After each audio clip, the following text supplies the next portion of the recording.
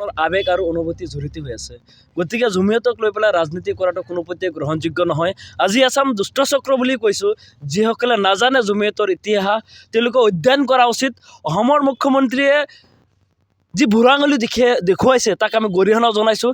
এজন মুখ্যমন্ত্ৰীৰ পদবীত থকা ব্যক্তি এজনে এনেকৈ ৰাজহুৱাভাৱে বুঢ়া আঙুলি দেখুৱাটো কোনোপধ্যে গ্ৰহণযোগ্য নহয়। সেয়া কিন্তু শুভ লক্ষণ নহয় বুলি আমি মোচাই অভিহিত কৰিছোঁ। আজি চাওক, ফৈজ মাদানী বুলি কোৱা বা জমিয়ত কোন বা জমিয়ত কি, জমিয়তৰ বিষয়ে তেওঁলোকে অধ্যয়ন কৰা উচিত। কাৰণ জমিয়তৰ আহ্বানতে কিন্তু ভাৰতৰ স্বাধীনতা আন্দোলনত হাজাৰ হাজাৰ মুছলমান ওলাই আহিছিলে আৰু তেওঁলোক শ্বহীদ হৈছিলে। গতিকে ভাৰতৰ স্বাধীনতা আন্দোলনত মুছলমানৰ যি অৱদান আছিলে, সেই অৱদানৰ লগতে কিন্তু জমিয়তৰ ভূমিকা আছিল যথেষ্ট গুৰুত্বপূৰ্ণ। আজি মহাত্মা গান্ধীৰ লগতে হওক বা ভাৰতৰ স্বাধীনতা আন্দোলনত যিসকল অৰিহণাযোগ্য ব্যক্তি আছিল, সেই ব্যক্তিসকলৰ লগত কিন্তু জমিয়ত উলমা এটা অনুষ্ঠান, যি অনুষ্ঠান মুছলমানৰ আৱেগ আৰু অনুভূতি জড়িত থকা অনুষ্ঠান। গতিকে এই জমিয়তক লৈ পেলাই ৰাজনীতি কৰাটো কোনোপধ্যে গ্ৰহণযোগ্য নহয়। আৰু এছাম তথাকথিত অসমৰ যিবিলাক সংগঠন, তেওঁলোকে জমিয়তৰ বিষয়ে অধ্যয়ন কৰা উচিত বুলি আমি কওঁ। কাৰণ তেখেতসকলে নাজানে অসমৰ ইতিহাস, ভাৰতবৰ্ষৰ ইতিহাস। গতিকে ভাৰতবৰ্ষৰ ইতিহাস তেওঁলোকে জানা দৰকাৰ।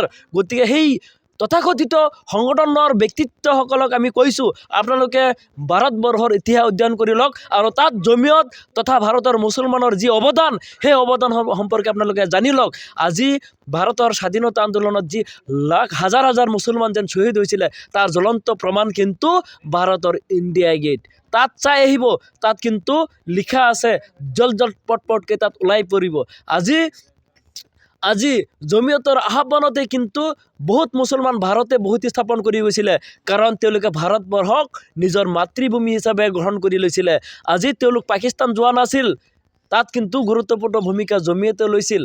গতিকে আপোনালোকে নাজানে, গতিকে এনেকৈ কথা নক'ব। আমাৰ ফালৰ পৰা আমি সকীয়াই দিছোঁ। আমি মুখ্যমন্ত্ৰী মহোদয়ক আমি আহ্বান জনাইছোঁ, আপুনি এনেকৈ আমাৰ মাজত বিভ্ৰান্তি সৃষ্টি নকৰিব। আৰু এছামে জমিয়তক লৈ পেলাই যি ৰাজনীতি কৰিছে, সেয়া কিন্তু বন্ধ হ'ব লাগিব। ইয়াক কোনো মেৰুকৰণ কৰা নচলিব।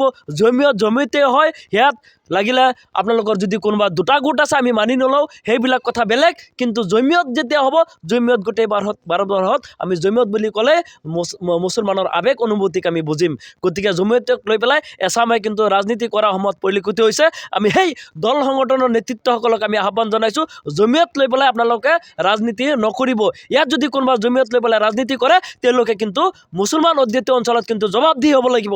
কাৰণ ইয়াত কিন্তু মুছলমানৰ আৱেগ অনুভূতি জড়িত হৈ আছে। যদি কোনোবা ভুল কৰিছে, সেয়া তেওঁলোকৰ ব্যক্তিগত মতামত। কিন্তু জমিয়ত এটা অনুষ্ঠান, যি অনুষ্ঠান কিন্তু মুছলমানৰ আৱেগ অনুভূতি জড়িত আছে। গতিকে আমি দেখা পাইছোঁ এছাম বিহে ৰাজনৈতিক দলৰ নেতাও কিন্তু মন্তব্য দিয়া পৰিলক্ষিত হৈছে। গতিকে সেই নেতাসকলকো আমি আহ্বান জনাইছোঁ, জমিয়ত লৈ পেলাই ৰাজনীতি নকৰিব। ইয়াত কিন্তু মেৰুকৰণ কৰা নচলিব।